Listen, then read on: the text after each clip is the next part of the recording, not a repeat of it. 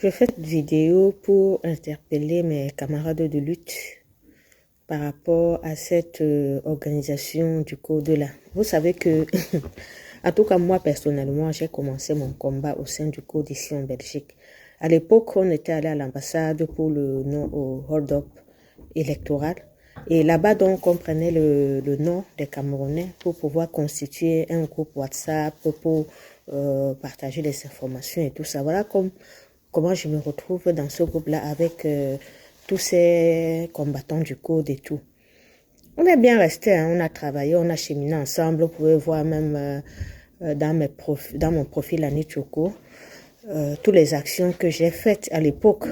On cheminait ensemble, donc c'était un groupe, on était peut-être plus d'une vingtaine dans ce groupe-là. À un moment, c'est devenu le chantage.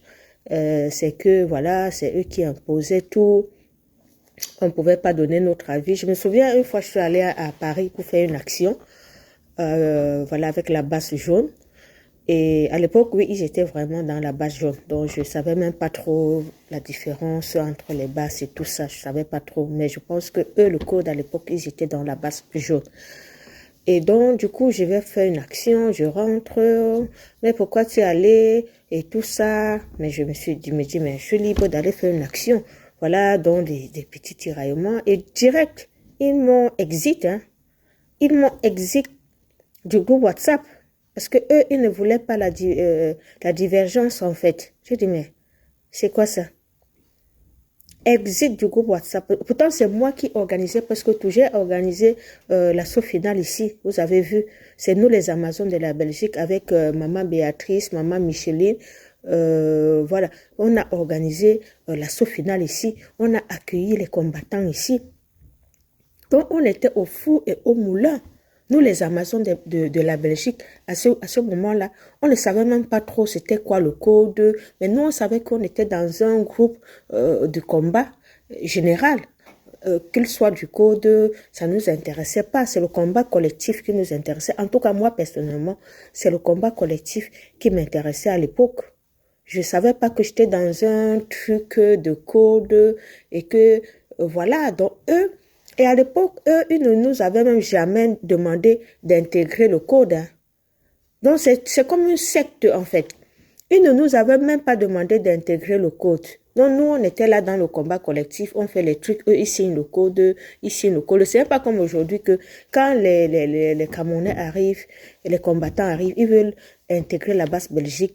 Nous, on a les conditions pour intégrer la base Belgique. Il faut ça, il faut ça, il faut ça, il faut ça. On n'accepte pas tout le monde comme ça. Il y a des conditions, il faut assister aux manifestations, il faut faire des actions, il y a d'abord un moment, il y a un nombre d'actions qui est prédéfini et tout ça. Nous, on a nos règles par rapport à ça.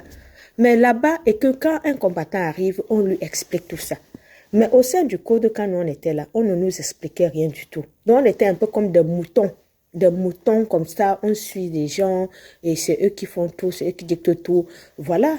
Donc, c'est juste pour vous dire le fonctionnement de cette organisation qui est assez opaque, qui est comme une secte, qui est détenue par une ou deux personnes qui font ce qu'ils veulent en fait, qui manipulent les gens. C'est pour ça qu'aujourd'hui, il y a qui là-dedans. Quand ils nous ont exit comme ça, j'étais avec quelques combattants là, ils nous ont presque tous exit. Donc un peu la nouvelle génération quoi. Nous on est partis. On est parti de ce groupe, on a créé notre groupe de combat maintenant. On a continué à faire notre combat. Mais qu'est-ce qu'ils sont devenus? Parce que quand il fallait faire des trucs, c'était nous, on contribuait, on était sur le terrain, et on organisait des manifs et tout, et tout, et tout. Maintenant, quand ils nous ont chassés, ils sont restés avec qui? Ils sont restés avec qui? Aujourd'hui, ici en Belgique, on organise même les manifestations. On ne les voit pas. Ils ne viennent même plus sur le terrain. Ça fait plus de 2 ans aujourd'hui. Si je mens, quelqu'un peut dire le contraire et m'apporter les preuves. Ça fait plus de 2 ans aujourd'hui que je n'ai pas vu le code sur le terrain. Pourtant, le code, c'est une organisation d'activisme. Le code, c'est l'activisme. Parce qu'on a vu tout ce qu'ils ont fait par le passé. Mais aujourd'hui, ils ont fui le terrain. Ils ont fui le terrain, pourquoi? Parce que c'est les maîtres chanteurs. Les maîtres chanteurs et les escrocs. Ils ont escroqué les gens ici par rapport aux procédures. Et le moment venu, je vous ai toujours dit, même dans les groupes WhatsApp, vous, les gens du code là, le papa là, ne vais même pas prononcer ton nom. Vous allez répondre de tous les actes d'escroquerie là que vous avez fait sur les Camerounais.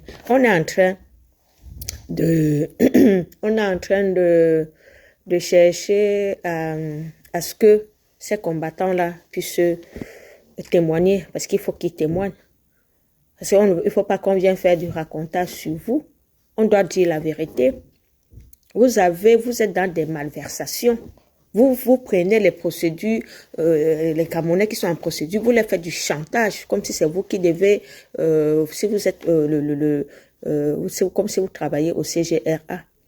Vous restez, vous dites que vous pouvez accompagner les Camerounais. Mais quand un Camerounais vient avec sa procédure, vous prenez l'argent et vous ne l'accompagnez pas. C'est pas l'escroquerie que c'est quoi? Vous ne respectez pas vos engagements. Beaucoup de Camerounais se sont plaints, même à l'époque. J'ai vécu une scène comme ça avec vous, avec une combattante. Donc, je ne suis pas en train de parler pour parler.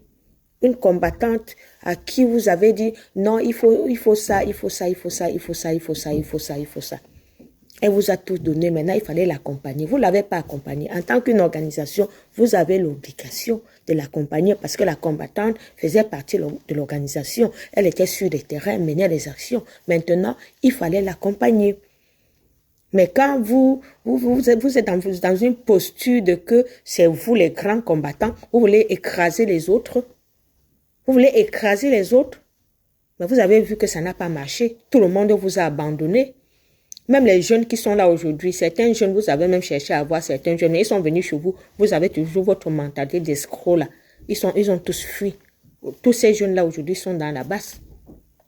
Parce qu'avec vous, le chantage, c'est comme si c'est vous qui êtes, comme si c'est vous qui êtes le ministre des migrations ici en Belgique. Et maître chanteur, les maîtres chanteurs comme ça, n'avez pas honte de faire le chantage à vos compatriotes. Parce qu'on va venir dire que ceci, cela. Eh, pardon, il ne faut même pas avoir le temps de ces gens-là. Ce sont des opportunistes. Vous êtes des opportunistes, j'ai dit ça. Vous avez fui le terrain, pourquoi? Vous avez fui le terrain, pourquoi? Quand on organise les manifestations, vous ne venez pas, les actions, vous n'êtes pas là. On a fait l'action, il y a eu l'action du ministre. Maintenant, on a seulement cité vos noms. Vous êtes sortis à l'Assemblée, ceci, blablabla. Je respecte vos 20 ans de combat, mais il ne faut pas profiter du torrent, de la pluie, pardon, coucher dans le torrent, hein, pour respecter aussi le sacrifice des autres. C'est vous qui êtes dans les groupes WhatsApp en train de toujours insulter, toujours nous minimiser. C'est vous, toujours toi, le grand-père là. Eh, les ting-ting, oh, les ceci, oh, les cela, ah, vous n'êtes que ceci, oh, vous n'êtes que cela. Tu te prends pour qui? Tu es un grand-père comme toi, tu es incapable tu es comme Paul Biya.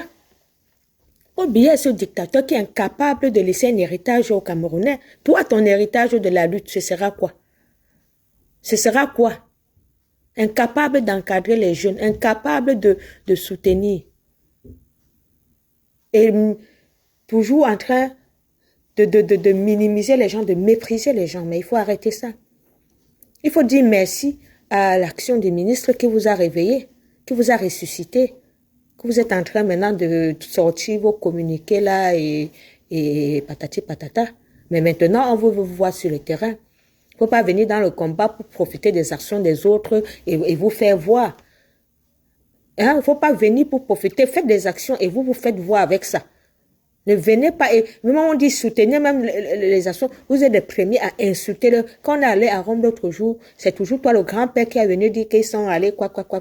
Toujours en train de mépriser les gens. Et ces gens, ces combattants que vous méprisez, ce sont eux qui vous ont donné aujourd'hui même une visibilité parce que vous ne faites plus rien. Vous ne faites plus rien. Donc, quand on ne parle pas, ce n'est pas parce qu'on n'a pas à dire, hein. Je dis quand on ne parle pas, ce n'est pas parce qu'on n'a pas à dire. Donc, vous n'avez loucote. Vous n'avez loucote. Merde.